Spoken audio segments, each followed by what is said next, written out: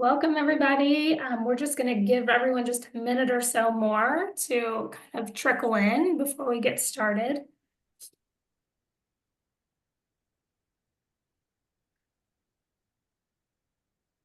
Hello, hello. Hey everybody, thanks for joining us. I don't know about you, Nick and Megan, but I am pumped for this webinar today. I think Yes. it'll be great. I think it'll be applicable. Different take, if you will, right? Not here to fearmonger, but what can the benefits of cybersecurity outside of securing your practice, bring to your team and clients? Yeah, so we'll just go ahead and get started. So welcome everybody again. Thank you for being here. We appreciate you taking the time and participating. If you have any questions during the webinar, there's a Q&A button. Feel free to punch them in and we will answer as many as we can. If we don't get to something, we'll send an email out and we'll make sure that you get what you're looking for. So just to start off, for any of you who don't know what Visory does, I want to get into that just a little bit. So if you go on our website, it'll tell you that we are your partner in secure strategic digital transformation. So what that means is basically we help clients navigate digital and technological challenges that allow them to achieve business outcomes and reach their goals. The portion of that we're going to be talking about today is cybersecurity, which I'm sure you are seeing and hearing about everywhere. It is the foundation to our services and the programs we put together. But going back to seeing and hearing about it everywhere, Nick mentioned fearmongering at the start, and I'm a broken record about this. My whole team has heard me talk about it so many times, but ever since cybersecurity became a media-worthy topic, the media has used fear as a tactic and as a strategy and as clickbait to get everybody to tune in. So that bothers us because we don't want you to make a decision out of fear. We don't want you to be motivated to get educated about it out of fear. So internally, we really started digging into what are the gains, what are the advantages, and the front runner keeps coming back to customer service.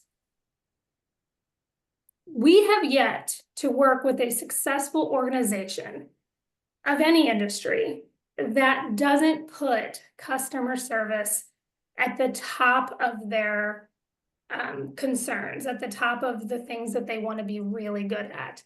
And when you are applying optimal cybersecurity practices, when you are creating an internal cybersecurity culture, you're strengthening your stance as a customer-first organization, and you are making yourself more competitive in the market. So we're going to get into that today, and we're going to get into more the why and the how behind it, of making cybersecurity your #1 customer service advantage. And obviously there's 3 of us on the panel today, and each one of us is gonna introduce ourselves, and I am going to start with Claudia. Thanks so much, Megan, for the fabulous introduction. And hello, everybody. Thank you again for joining. My name is Claudia. I am the Inside Sales Account Manager over at Visory, specifically in the wealth management and the RIA industry. So everything wealth management is my bread and butter. I'm happy to be talking to you guys today. Yeah, and happy to be here as well. My name is Nick, account manager for our accounting clientele and other, small to medium-sized businesses using QuickBooks or other accounting softwares. I consult on, securing your firm or business in compliance with the IRS and FTC guidelines and, general best practices for those without regulatory oversight. And then back to me, I'm Megan Schaefer. I am the channel account manager over our construction vertical. So I work closely with our partners and our clients in the construction industries to, again, be solving some of these issues and making sure they're getting everything that they need.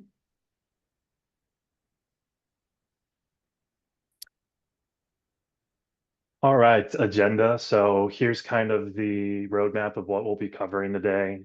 First up, why cybersecurity is personal. You'll hear us speak into this a lot today. It's not just a tech conversation, it's a human one. So you, your employees, your clients, and subsequently their clients, that's a long chain of trust, and it's a personal responsibility at every level. And nobody wants to be the reason someone's personal data ends up in the wrong hands. Trust, control, and policy, that's kind of be the building blocks of your security posture, if you will. Hygiene, we're going to cover some, easy first steps, some, low cost initiatives that your firm or business can enact. And then customer experience, how can this set your business apart? Awesome. Thanks, Nick. So, guys, diving right into why cybersecurity is personal, I think it's really important when we're looking at this buzzword to really digest what that means to us personally. Majority of you, or many of you on here, are small to mid-sized business owners, whether that's in wealth, such as myself, construction, accounting, etc. These are businesses that everyone has put their blood, sweat, and tears into. Oh no, I'm being told you guys can't hear me.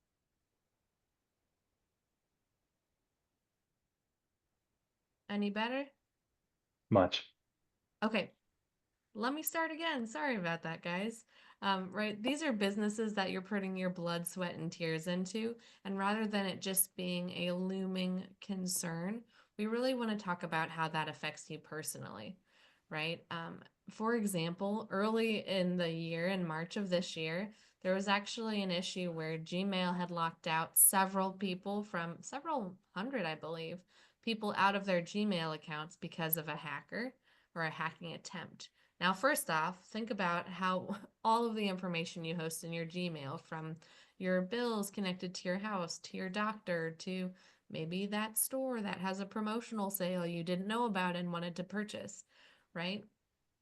To make matters worse, when they were locked out of their Gmail accounts, in order to get back in, they had to double factor authenticate with the Gmail email that came in, right? So not only are you hit with the reality of being locked out of your personal information, but then you're also hit with the frustration of a clunky cybersecurity response in return. We know that millions of records are exposed and breached every year. And as well, we really want to emphasize that you guys are serving clients just as we're serving you. In wealth management specifically, we're working with people's retirement. What's more personal than that? The savings that they've put away throughout the years to make sure they can live comfortably after they retire. We really want to emphasize that cybersecurity protects you, your clients, but is also deeply personal when these bad actors are coming after you guys. Yeah, Claudia, and to piggyback on that, we kind of want to reiterate that everybody is a target. So often, we hear of large company breaches, and assume that they are more worth bad actors' time and efforts. But that can be a misconception. Any business managing money or personal information is at risk, and often don't have the people, training, or tools to sufficiently protect themselves. I know personally, we recently worked with a cosmetic surgery practice that was phished with a fraudulent invoice, where everything looked normal outside of the routing number. And they were scammed to, the tune of almost $20,000. So, this is not a large practice by any means. They have, a handful of offices and, at max 15 employees. So, just want to reiterate that, no matter the size, um, any company can be a target for these bad actors. I appreciate that, Nick. And I was also thinking when it comes to that RIA specific industry, now they have disclosure clauses in some of those SEC requirements. So imagine the shame or the phone calls that you might have to make to your clients saying, hey, we've been hacked, we've had a ransomware, we've clicked on a bad email. Unfortunately, your data is unsecure now. We really want to make sure that you guys are keeping not just your clients, but also yourself and your reputation safe. Yeah, I just want to add, Nick and Claudia, you both touched on the size of businesses and, even getting into kind of the more emotional factor, the clients we work with are small and medium-sized businesses. They're family-owned businesses, sometimes for generations. And the amount of work that goes into starting a business and building a business, then hiring employees whose livelihoods depend on the success of that business. If something happens to these organizations, that's very personal. I'm not sure if it gets more personal than all of your work and all of your effort and your time spent away from your family than having a breach that can take it out. It's no different really than someone breaking into an office and taking proprietary information or money or something of that nature.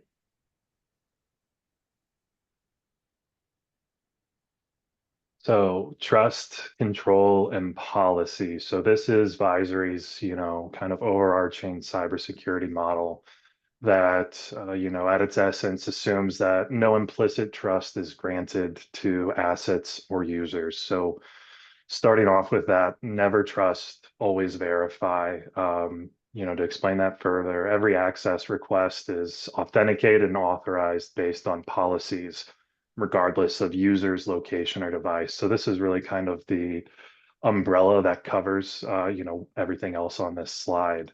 Multi-factor authentication, this has been around for a long time, but we still see a lot of pushback on this from a convenience standpoint, from the standpoint of having, a business application on a personal phone, things of that nature, but it's simply the easiest step you can take to add an extra layer of security. And for my accountants out there, this is required to enable everywhere possible. Least privileged access.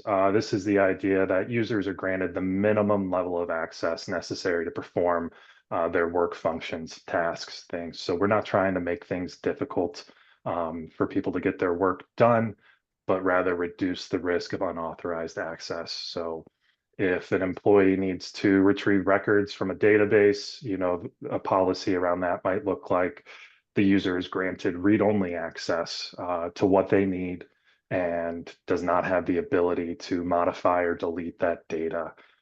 So if credentials are given up, at most they can see the information, or a disgruntled employee potentially can't cause any further harm, even with having access to certain databases within your company.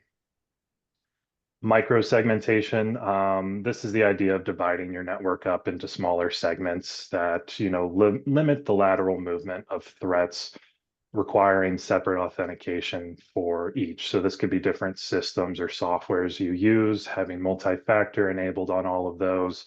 And, again, going back to least privileged access, somebody doesn't need to access that system, they're unable to. So this could be, setting up secure zones between internal departments and what their day-to-day functions are, and keeping them separate from things they don't really interact with. So again, if credentials are given up, things like that, that their limit, or their access rather, is limited of what they can connect to. Continuous monitoring, this refers to monitoring user behavior and network traffic to detect and respond to anomalies in real time. So this can be based on location, right? If I'm here in St. Louis and I log in at noon, it doesn't add up for me to be logging in halfway across the world an hour or two later. So that flags and, the system, and requires, inspection and remediation. Finally, assume breach. I like to refer to this as a healthy dose of paranoia. This is the idea that a firm has already been breached or will inevitably be compromised. So an example here would be a bad actor gains access to a user's account through phishing. Those credentials have been given up, but you've implemented multi-factor authentication to monitor for those unusual login patterns and enforce that idea of least privileged access.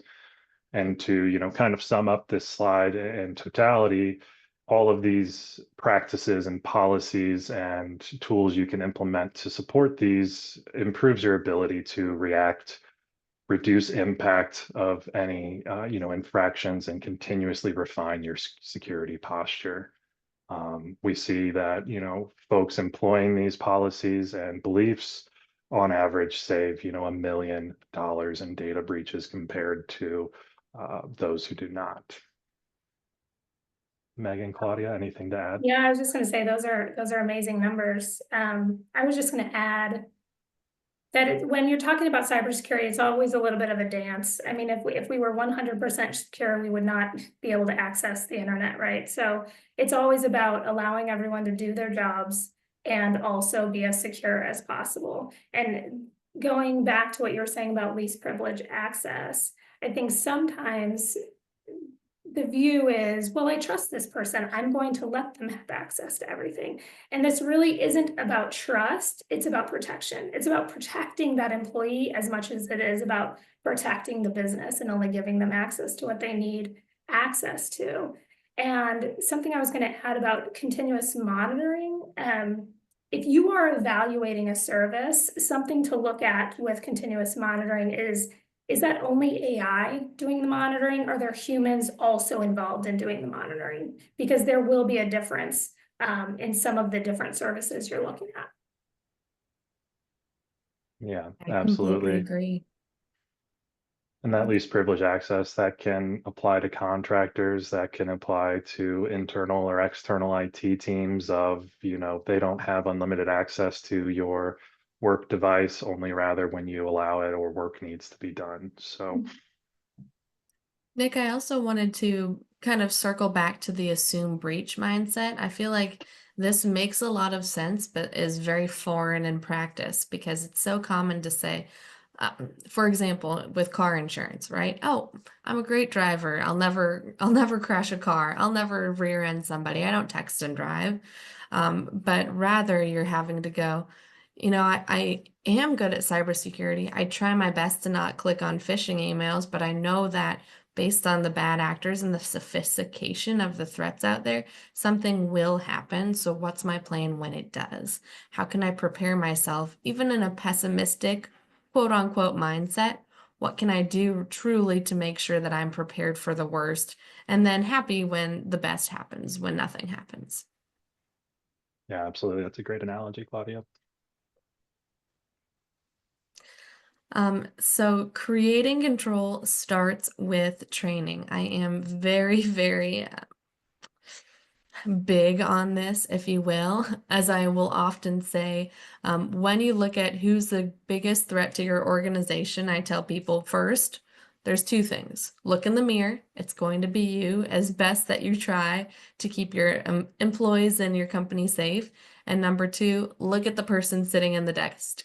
Just sitting at the desk next to you, they're also the biggest threat to your organization. So really, cybersecurity starts with the control and with the training. As we've talked about, obviously not oversharing permissions, but also making sure to verify every data connection. I was talking to a prospect the other day who said the new taking candy from strangers is logging on to unknown Wi-Fi, which I loved and I have stolen for every call since. But it's the truth. There's a lot of unknowns out there, and you want to make sure you're on safe Wi-Fi, you're verifying safe things, and safe data connections.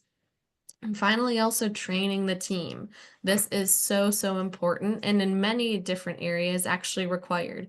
An SEC requirement is that you have some sort of cybersecurity training for your team.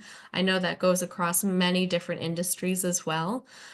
We truly believe that if you can have good hygiene, if you can have good knowledge at the front end, those emails that are really the ones that can get you because they kind of look real, but you're not quite sure, so you're going to click the link anyway. Those are the ones that are going to be the most harmful to your organization. We really want to make sure we're planting that seed of awareness to not trust your zero trust policy over all sorts of areas of your company. Because again, like we've been talking about, cybersecurity is personal. The people you're working with are just as important as the business itself. And when you're looking at your weakest link, which is unfortunately the human factor, it's important that there's awareness in the sophistication and the changing threats as well. When I first started at Visory, I got a text message from a bad actor in imitating our CEO. Excuse me, I'm getting tongue-tied. that said, Claudia, call me immediately. This is the CEO. And I was first very concerned because I'm a newbie and I want to make sure I'm doing things correctly. But I went and verified with my manager and found that it was, in fact, a bad actor. So these are getting sophisticated and more complicated, which is why training your team is so important. Yeah, and for my accountants, you are required to employ security awareness training to your staff. And Megan, my understanding is that the construction industry may not be far behind requiring that as well. You know, we've spoken with people in the past who have said, "Oh, my employees are great. They're hyper vigilant. We don't need training." They send every suspected spam and phishing email to me directly to verify. So take a little bit of that off your shoulders, right? You don't want to act as the human spam filter, and training your employees to, report and manage those on their own, can allow you to focus more on your business operations. Yeah, I think eventually it will trickle into construction, but no one, these emails are getting so good. These text messages are getting so good. No one wants to be the person that clicks on the link.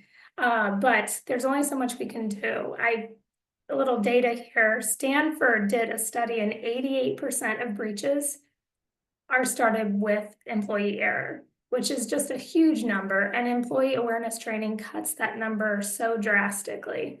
So it's really a great tool to have. Okay, digital payments. If you are making any kind of a financial transaction digitally, you are absolutely opening yourself up for a cyber incident. And obviously, these make business and everything a lot easier. So it's not necessarily that we're going to stop doing them. We just have to figure out how to protect ourselves against them. So if it's a wire transfer or a deposit or a payment portal, all of these, money at the end of the day is the name of the game here. All of these are going to be flagged. In construction specifically, they oscillate between the top 4 positions as a major industry hit, specifically because of the large wire transfers that are going through. We tell a story often of a former client who called us, and their office manager, who had carte blanche access to everything, clicked on a bad email, clicked on a bad link. And again, it's a human factor. We all make mistakes. The emails are very well written and very hard to detect, especially when we're all moving so fast. When that link was clicked, it opened up access to the IT manager's emails and SMS messages and on down the chain until they were able to get access to a wire transfer that was being made. Now, luckily, the bank called and flagged them and said, we have noticed some suspicious activity. Now, we don't want the bank to be your first line of defense, and we don't want the bank to be your last line of defense. This is not something, it was lucky for them that it happened, but it is not something you want to rely on. You just want to have redundant security practices in place that are going to thwart that before it ever gets there. It's email filtering, MFA, employee awareness training, that you're going to hear like a broken record because it's so important. And, this goes back to both having carte blanche access and also the idea that it's personal. Every time I tell this story, I think about that employee. I think about what was happening with them and their mental state as all of this was going down once they clicked on the link. And I think, what would have happened if the bank didn't catch it? What would have happened if that money was stolen? And what would have happened to that employee? So that just kind of harps on the point that it's personal. It was very personal to them, I'm sure.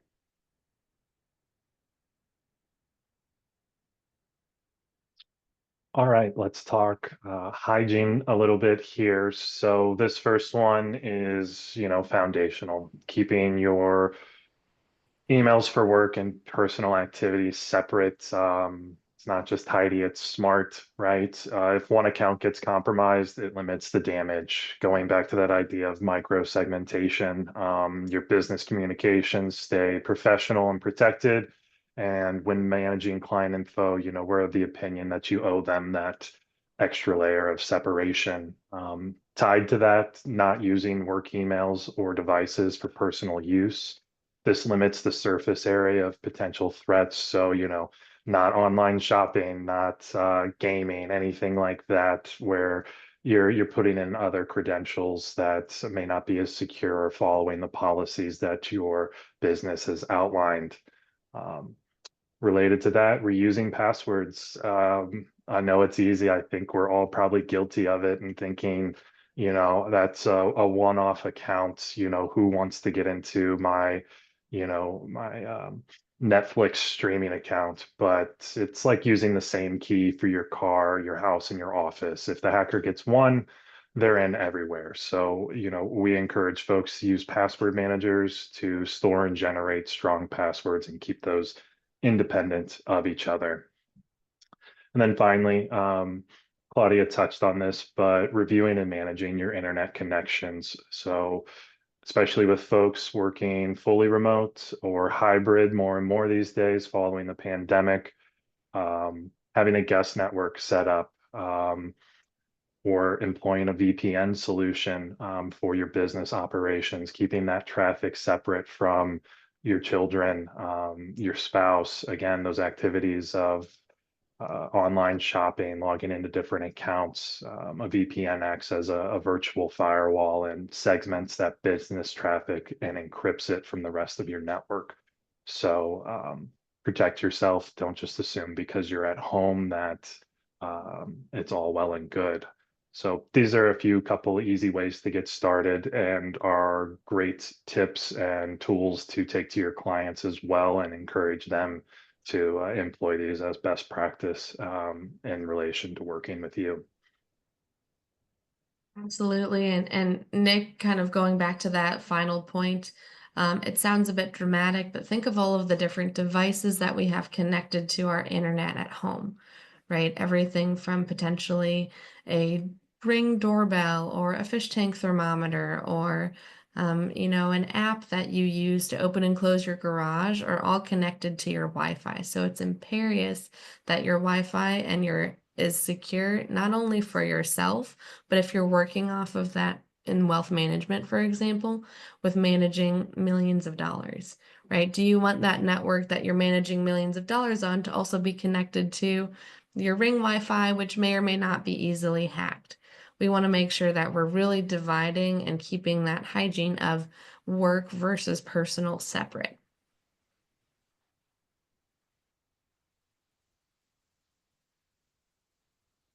So, how does security enhance your customer experience? Bringing it back a little bit to that customer mindset, I wanted to think for a moment about how many people are involved in these businesses that we run. For example, myself at Visory, I have clients of wealth managers. My wealth managers have clients that may be business owners themselves. They may be individual, retirees looking to have their trusts managed or their wealth managed. They might have children or customers beyond that that are also reliant on the success of these businesses. So it really becomes a nesting doll or a ripple effect when one of those areas is breached. Because of the sophistication of this bad actors nowadays, one area has a downward stream effect of bad results because of a hack. By implementing stronger cybersecurity practices, you're able to establish trust between you and the whole chain of people that rely on your business. You're able to ensure service continuity, that everything runs smoothly and correctly on that customer service front. And in turn, you're going to empower your clients. If I know that I'm investing my life savings into you and you have a very secure and strong cybersecurity policy, I'm going to be that much more comfortable versus potentially Joe Schmo who has his password written on a post-it at his computer at his desk, right? It enhances that support delivery. And really what we're trying to do is strengthen that chain that we're talking about from customer to client to owner to client to customer to client to owner. It's really important that we're talking about protecting not just yourself, but the entire chain. That's I what love great the service is about. analogy of the nesting doll. I like that analogy. Yeah. It's good.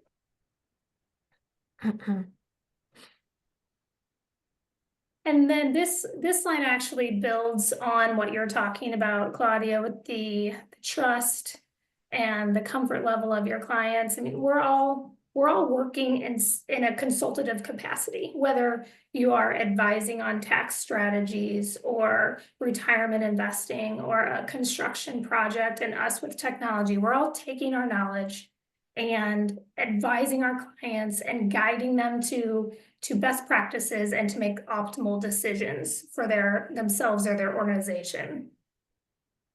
And there's a whole lot that they don't see. There's a whole lot that goes on behind the scenes.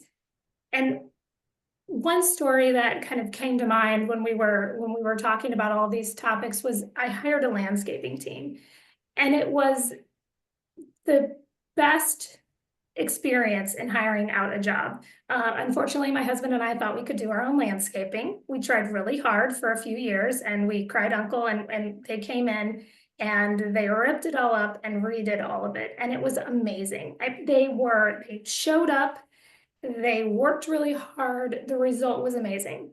But that wasn't why it was the easiest hire I ever had. It was because the entire time, they were there for 4 days. I'm sure that project did not go to plan. I'm sure there were last minute fires to put out and problems that they had along the way. They were there for 4 days, an entire crew of people. And I never felt any of that. I never had to make a different decision. I never had to pivot. I was never involved. And the entire time I felt ease, and I felt comfort, and I felt care, and I felt trust. It's been 2 years since they started, and I have never once shopped them. I have never once looked at, oh, maybe our neighbor's landscaper might do a better job. It's not even a thought. It's not part of my mental load, because they took care of everything, and they still take care of everything. We all do so much behind the scenes to create that level of trust and comfort in our clients. We want them to know that we've got it taken care of.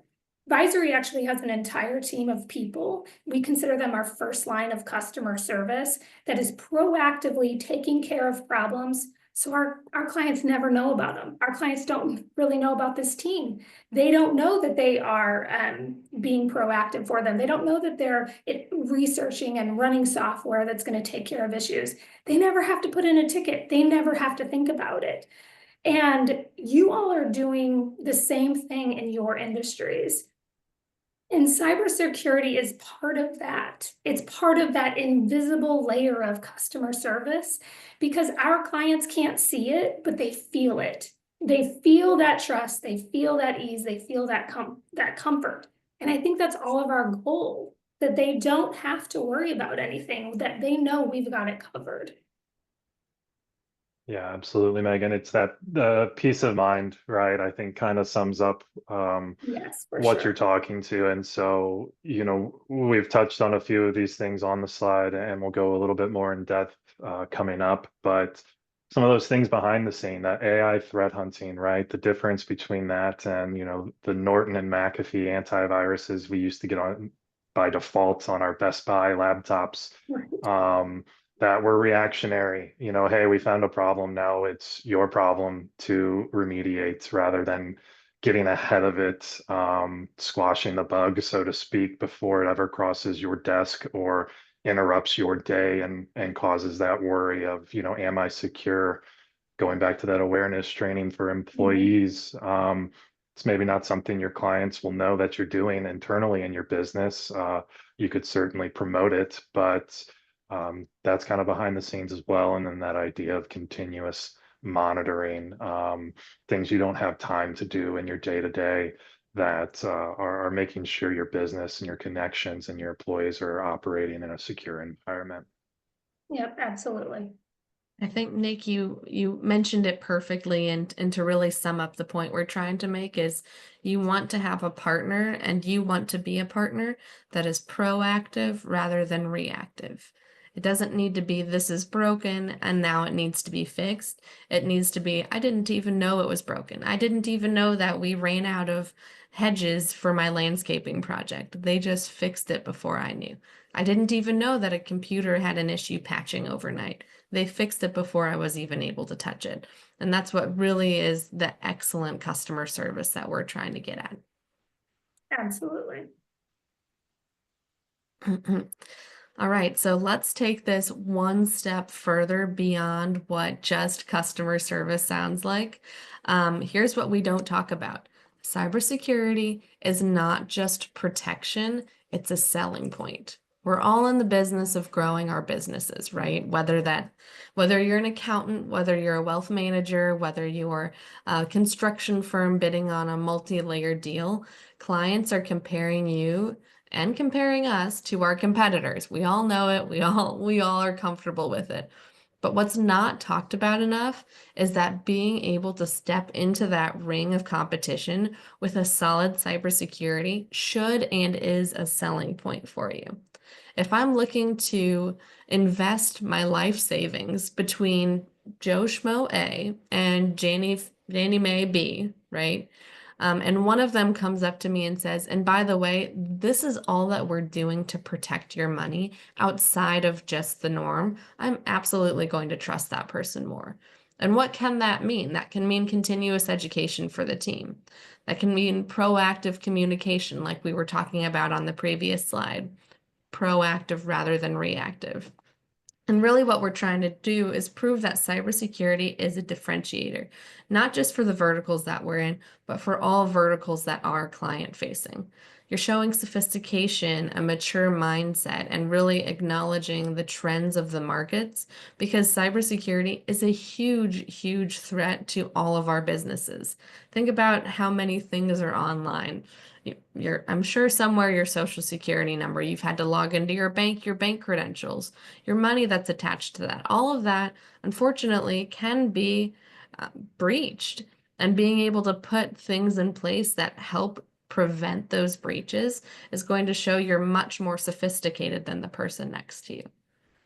Right. So when we're talking about learning as together, but also taking this to the next level outside of, yes, cybersecurity is important. Use that as a benefit. Use the dollars that you put into your cybersecurity as a way to win more sophisticated deals, because I promise you, I'm getting asked more and more in our client conversations, well, how is Visory secure? Well, what do you guys do to keep you safe? And that is not just a Visory and MSP question. We're seeing that more and more across the board. Again, this is my secret tip and trick for everybody watching today. Use your cybersecurity strength as a selling point, and then you can win even bigger deals. Yeah, I think those are great points. All right, so let's talk about, the Visory Secure Workplace, which, the core piece of this is the Visory Secure Managed Detection and Response. So, and the keyword that I like to emphasize there is managed, right? It's not your traditional antivirus. It's built for today's threats and, your peace of mind today. So this helps you be more competitive. As I touched on, that next gen antivirus, powered by AI, and in my opinion, is one of the more practical deployments of AI, with that being such a buzzword these days, and that it is pattern recognition, right? Every device that is protected by this next gen antivirus, it's aware of all of the building blocks. So if somebody's across the country and, is breached, it learns and then knows those building blocks that might affect your business as well. So it is proactive and behavior based, right? What is taking place versus those old antiviruses I spoke to that are signature based, where something happened and now you have a problem. So it has that ability to quarantine and remediate lesser incidents on its own. And then we have a Visory security team monitoring those logs 24/7 that have the ability to, step in for any more sophisticated attacks that need human intervention. That ties into real-time threat hunting. It's like having a security analyst on your team 24/7, actively scanning for suspicious activity, solving problems before you know they exist, right? The idea here is to keep things off your desk and keep you focused on your business operations. Remote monitoring. Our team is constantly monitoring your systems for unusual behavior, whether you're in the office, at home, on the road. We've got eyes on your environment and the alerts are instant, right? So that goes back to the, example I used earlier. You can't log in from halfway across the country when you just logged in St. Louis, 30 minutes to an hour ago. Or, an employee user trying to log into systems that they haven't tried to previously and don't have permissions to. Piece of that being the rapid detection and response. Don't wait, fast response, contain the issue before it has any opportunity to spread, and resolution, right? So also operating system patching. Outdated systems are one of the top ways hackers get in. Managed detection and response ensures that your operating system stays up to date, closing any vulnerabilities before they become a problem. And again, taking that mental load off of you to worry if a patch got installed, if there's something you need to do. We've talked on security awareness training and simulations a little bit, but make your people your biggest asset, right? Not your biggest risk. Ongoing training on, current phishing and scamming trends, simulating those to your employees. So on a, monthly or quarterly basis, sending out emails that look legit, testing your employees a little bit, and then allowing you to have conversations if somebody does, accidentally click, reaffirm, re-enroll them in training, and keep that security mindset constant and moving forward, and not a liability to your business. Local software and patching as well included. So it's not just your operating system. Applications like Zoom or Adobe are, prime targets. And this managed device and detection and response plan, handles local software patching. So your everyday tools don't become hidden backdoors. And again, taking that onus off of you of having to be the one to perform them. So Visory Secure Workplace and the managed detection and response, it's your all-in-one, always on security partner. It's smarter, faster, and more advanced than anything your competition is using. And that's a huge differentiator and today's world and being digital world first. Yeah, I think you covered it really well, Nick, and I think also just to touch on cyber liability insurance, a lot of these elements are required for those to get that type of insurance, depending on the policy and the company that you're working with. So I think just to note that as well. Yeah, absolutely. For accountants in the IRS, 4557, next gen antivirus is a must. Security awareness training is a must. VPNs, things like that are all going to check the boxes for your written information security plan as well. Absolutely. And that echoes in SEC requirements as well, with updates coming, I believe, by the end of the year. So this is something that is not just important, it's also going to be required for a lot of us.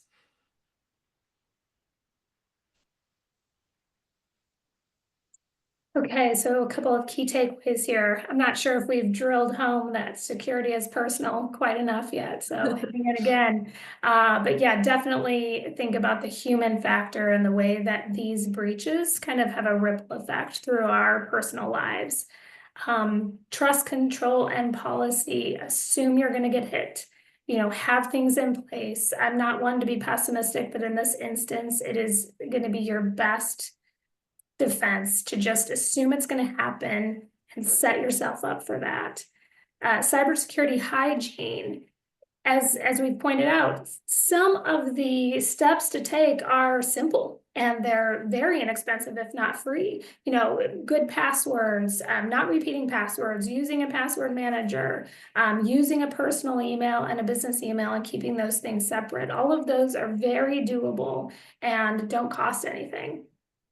And excellent customer experiences includes cybersecurity. It is where the trust factor is built. It is where you develop that ease, that comfort, that idea of a client feeling taken care of. And that is what I think we all want our clients to feel. Absolutely. Anything to add, Nick or Claudia? No, I think we knocked it out. I think you summed it up nicely, Megan.